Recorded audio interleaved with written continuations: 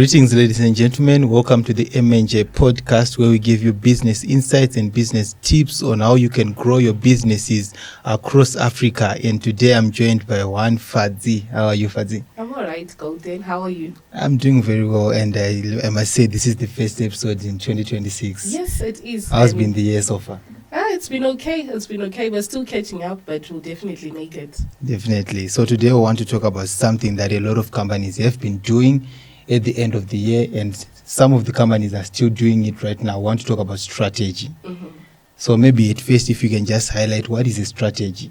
Okay, so strategy is basically a set of deliberate choices of how you're planning to win as a company.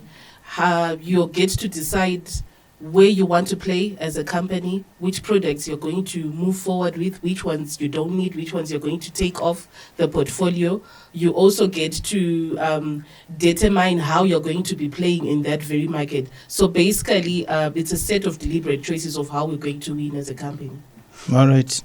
Now I understand that most of the businesses and most of the owners, they say, we don't need a strategy because I'm intelligent and I know how to run my things. Mainly, we don't have in this department, so a strategy is just not necessary.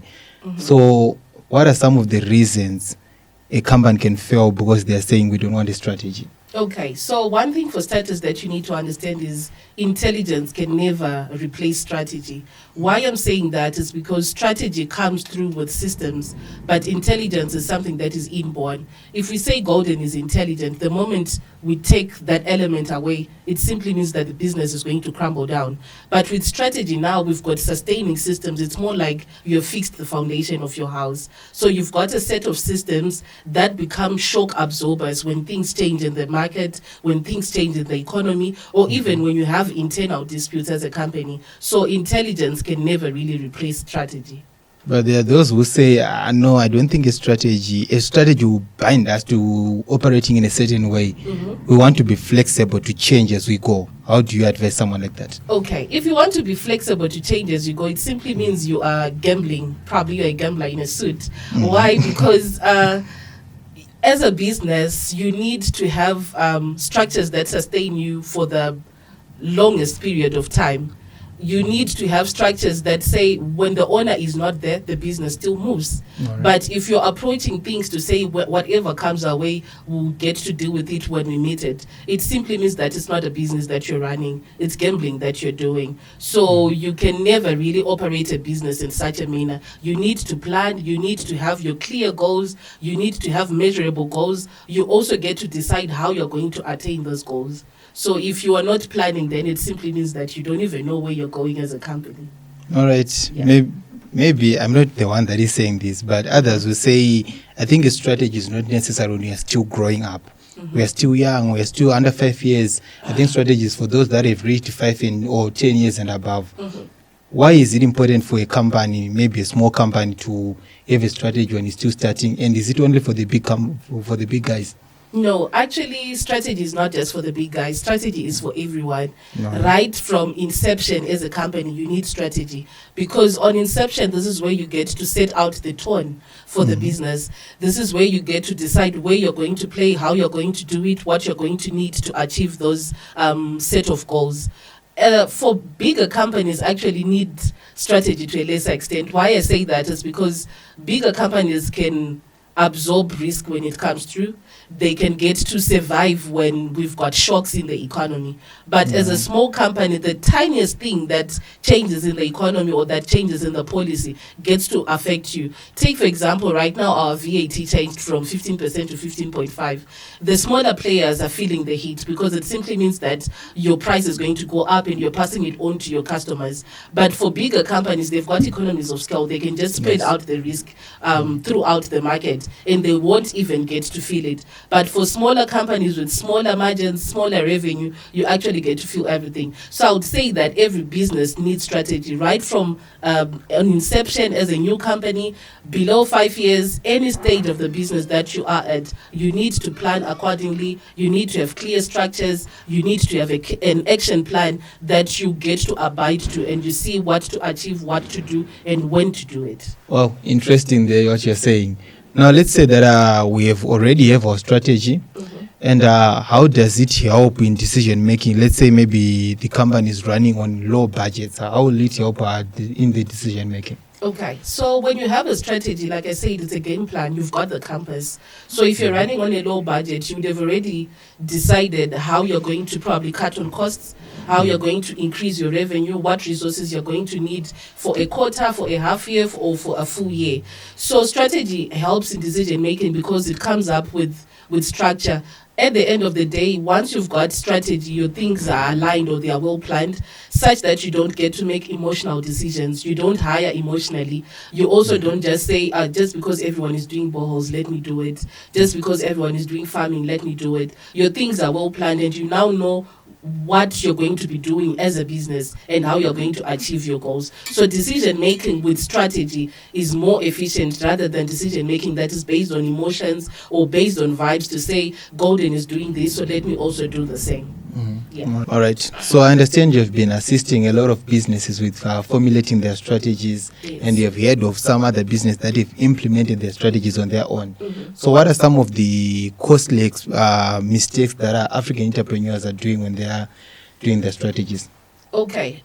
So what I discovered about most businesses is when they're planning their strategy, it's not really strategy.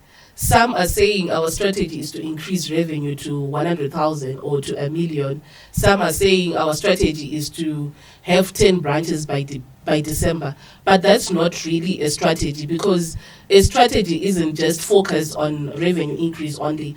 Strategy comes in with a whole lot of elements. Suppose you have come up with your targets. Strategy is now coming in to say, how are we going to achieve that target? What is it that we're going to do? What is it that we're not going to do? Which markets are we going to play in? Which markets are we not going to play in? Which customers are we going to serve? Which customers are we not going to serve? It's also coming in to say, when the revenue comes in, what are we going to do about it? How are we going to be budgeting? How are we going to be cutting on costs, on expenses? How are we going to be saving as a business? So strategy is quite broader than what most business people think of. I've actually had a client that thought that they're already done with their strategy session. And I said, Mike, can't they see what you have planned?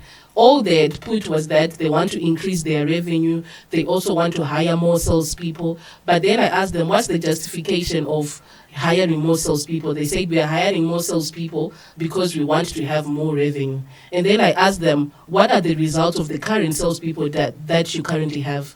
They couldn't even give me, because they were not even measuring the performance of their salespeople. So with strategy now, you now know what to measure. You now know what not to measure. You now know why you need people, because everything is factual. Everything has got numbers. So your decision making is well structured in a way, rather than just saying, just because I'm increasing this element, I need to also increase this element. With the strategy, your things are well planned. We want to increase revenue. How do we plan on doing it? Are we going to add on more resources? Are we going to recruit more people? Are we going to market more? So with strategy, your things are clearly laid out and it becomes easier and clear to execute. And then the other thing that I've also noticed about businesses that plan on implementing the strategy on their own, when you're implementing strategy, you always need an independent person who's coming in to check whether you're still on track or you're not. That's why you actually see that bigger companies get to find an external facilitator. Why? Because when you're doing it internally, there is a tendency of just going back to factory settings. When you're now actioning the action plan, or when you're now implementing the strategy, if you're doing it on your own, we've got a certain way that we do things as a company. So the moment we come back from Nyanga, where we're doing our strategy session, we're just back to factory settings, and we tend not to track what we have achieved and what we haven't. But when you've got an independent someone who's checking in on you, they are putting pressure. They are checking whether you've achieved our short-term goals. They are checking whether the documentation that we agreed is being used. They are checking whether the KPIs that we agreed are also being monitored on a daily basis or on a weekly basis. All right, let's say there is an entrepreneur that is just watching us right now, and they are just discovering that I need a strategy right now. So what are the 3 things that they need to define immediately? Okay, so when defining your strategy, you need to consider these 3 things. The first one, and the major one, being, who do you exist to serve? what customers do you want to serve, clients, which markets do you plan on serving. The second one being, how do you plan on staying profitable? Because the major goal when you're getting into business is to be profitable, is for the shareholder to get their dividends. Because without profits, the business is bound to close at a certain point in time. And then the third thing will be, what do we value at all costs? These are your values, our customers, our margins, our integrity as a company. So those are the three pillars of a strategy that you need to consider at any given point in time. Thank you very much, Fadze, for coming through. So maybe what are your parting shots to the entrepreneurs? Okay, you're welcome. I'm looking forward to coming back here once again. Yeah. Okay, so what I would advise to entrepreneurs is you always need to plan your work. You always need to plan ahead.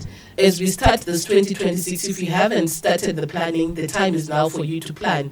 And once you've come up with your plan, you're not just leaving it as your blueprint that is there to say, I've got a strategy and this is the document. You need to make sure that you implement. You need to make sure that you monitor, because the whole goal while you're coming up with that strategy or that action plan is for you to change things. So if you just leave it as a document and you don't put action or effort to implement, things are just going to go down. So the major part of the strategy is the implementation. That's where much of the work is, the monitoring. You also get to review, you also get to have measurable key performance indicators to say what we term success, are we really succeeding or we are not succeeding.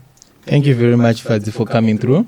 You're welcome. Hope to see you again next time. Thank you so much. Cheers. Thank you, entrepreneurs, for watching. Hope you learned a thing or two. If you haven't done your strategy yet, consider calling us to assist you in doing that. Remember to subscribe, like, share, comment, share it with your friend that doesn't know about strategy. They can get to be assisted as well. See you next time.